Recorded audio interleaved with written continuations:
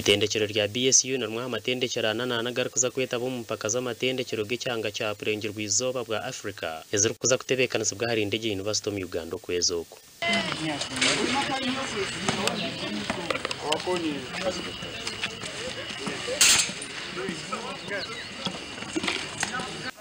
kando kwenda gukora kurungi ngo kubakoze mu mpaka z'amatendekero agabiro mu Dodoma Tanzania y'umwaka gwe 2019 ababonjiro mu kutendekwa kwa bekera babasize kuzaha mutindo gwo kusinga ibikopo muri indege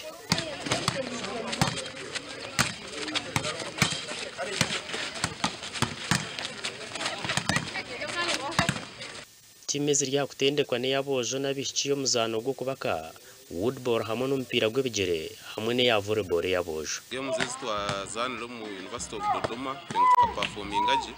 na hati turiyo dukorana mani kugira ngo tuza kutwara timu zi8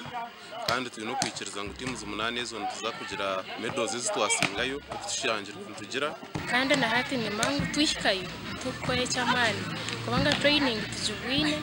kocha tuwejise buri kimwe cyona kandi na watire mwamani eje training gato tukora tujesigamo nonga twikirizo mu rwoci witu